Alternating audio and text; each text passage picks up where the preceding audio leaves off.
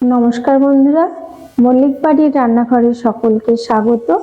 আজ আমি বানিয়ে দেখাবো আটা দিয়ে রুমালি রুটি ঘরোয়া পদ্ধতিতে। আমরা দোকানের মতন ওইভাবে গুঁড়িয়ে নিয়ে করতে পারি না, তাহলে বাড়িতে সহজেই তৈরি করে নিতে পারি এইভাবে। আসুন আমি কিভাবে তৈরি করছি আপনাদের সঙ্গে আজকে শেয়ার করছি।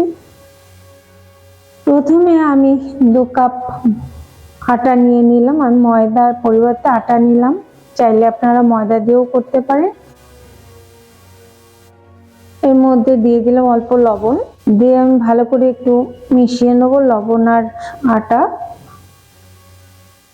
এবার এর মধ্যে আমি উষ্ণ গরম জল দিয়ে দিলাম একটু।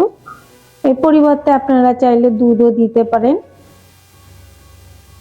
গরম জল দিলে রুটিটা একটু নরম থাকে। অনেক অল্প অল্প করে জল দেব, একবারে বেশি দেব না। আমরা যেরকম আটা মেখে রুটি করি তার থেকে একটু নরম করতে হবে। আটা একটু নরম করে মাখলে কিন্তু রুটিও নরম হয়। যত শক্ত করবেন রুটি ততটাই শক্ত হবে। দেখতে পাচ্ছেন কতটা নরম হয়েছে।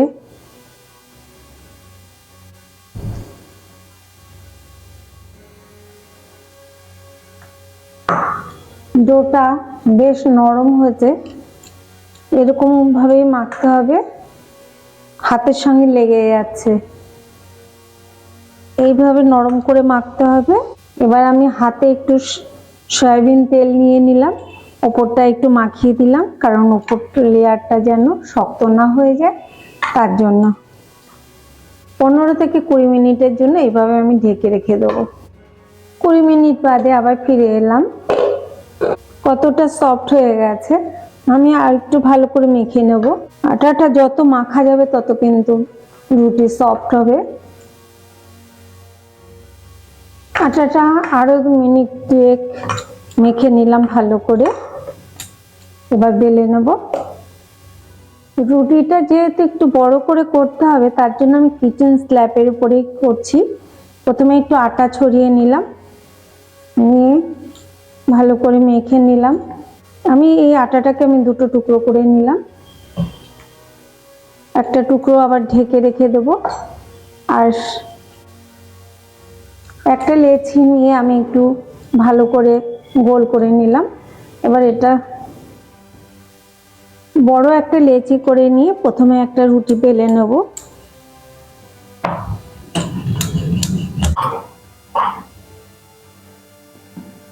একটা বড় রুটি করে নিয়েছি, এরকম মোটা হবে। এবার একটা বাটি বা গ্লাসের সাহায্যে আমি কেটে নেব, যেহেতু সবকটা রুটির পরিমাণ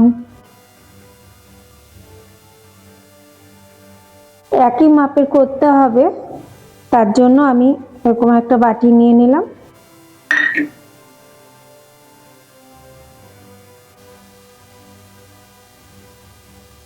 এরকম মোটা করে আমি 3টে রুটি করে নিলাম। রুটিগুলোকে তুলে নিলাম একটা পাত্রে। এইভাবে আমি সবকটা রুটি আগে বেলে নেব। আমার এখানে এরকম সাইজের আমি করে নিয়েছি, মোট 11টা রুটি হয়েছে। এবার আমি বেলে নেব। প্রথমে স্ল্যাবের উপরে আবার একটু দিয়ে দিলাম আটা গুঁড়ো, দিয়ে দিলাম একটা রুটি। এবার এর উপরে আমি একটু দিয়ে দেব সয়াবিন তেল, একটু ব্রাশ করে দেব, দিয়ে দিলাম। এরপরে একটু আটা গুঁড়ো ছড়িয়ে দেব। এরপরে আর একটা রুটি দিয়ে দিলাম, ঠিক সমান করে দিতে হবে। আবারও একটু তেল ব্রাশ করে দেব, আবারও একটু আটা গুঁড়ো ছড়িয়ে দেব। এইভাবে আপনি যে কটা খুশি করতে পারেন, 4টে 5টা 6টা বা 2টোও করতে পারেন। আবারও দিয়ে দিলাম। আমি এখানে 3টে রুটি দিলাম, দিয়ে একটু আটা ছড়িয়ে দিয়ে এবার বেলে নেব।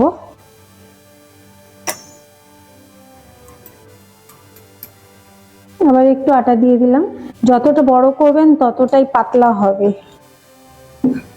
আমি এরকম বড় করে করে নিয়েছি। এবার এটাতে রেখে দেব, পরেরটাও বেলে নেব। তুলে নিলাম। এইভাবে আমি সবকটা বেলে নেব। আমার সব কটা রুটি বেলে নেওয়া হয়ে গেছে, এরকম বড় বড়। এবার সেঁকে নেব। উনুনে একটা তাওয়া বসিয়ে দিয়েছি, এবার রুটিটা দিয়ে দিলাম। আঁচটা কিন্তু এখানে মিডিয়ামে রাখতে হবে, কারণ লো আঁচে যদি করা হয় রুটি শক্ত হয়ে যাবে, আর ফুল আঁচে যদি করা হয় তাহলে রুটি কিন্তু উপরটা পুড়ে উঠবে। সেই জন্য মিডিয়ামে রেখেই আমি এটা ভাজবো। একটু চেপে চেপে দেব।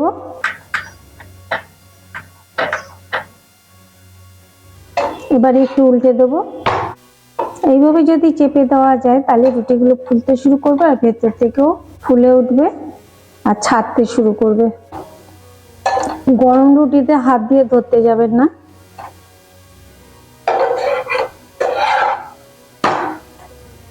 নিজের থেকেই ছাড়তে শুরু করেছে। এই যে গরম, আপনারা হাত দিতে যাবেন না। যদি না পারেন একটু ঠান্ডা করে নিয়েও উল্টাতে পারেন।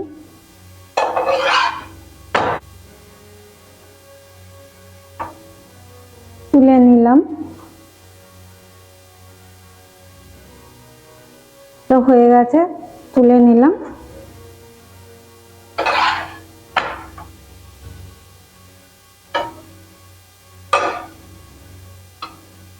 একটা এইভাবে নিচে চেপে ধরে এইভাবে টান দিলে কিন্তু উঠে আসবে। দেখুন কত পাতলা। তুলে নিলাম এটাও। এইভাবে আমি সবকটা ভেজে নেব।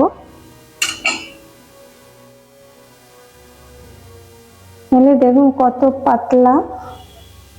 এটা আমি আটা রুটি করেছি বলে একটু লালচে হয়েছে, চাইলে আপনারা ময়দা দিয়েও করতে পারেন। এই যে আবারও দেখুন, এই যে কত নরম আর সফট।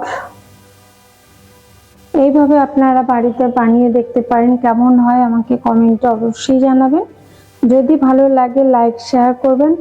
আর আমি চিকেন দিয়ে পরিবেশন করছি, যে কোনো সবজি দিয়ে খাওয়া যায়। আমার এই ভিডিওটি যদি আপনাদের ভালো লাগে লাইক শেয়ার কমেন্ট অবশ্যই করবেন। আর নতুন নতুন রেসিপির আপডেট পেতে আমার চ্যানেলটিকে সাবস্ক্রাইব করবেন। পাশে থাকা বেল আইকনটিকে প্রেস করতে ভুলবেন না। আবার আসবো অন্য কোনো রেসিপি নিয়ে। আপনারা ভালো থাকুন, সুস্থ থাকুন।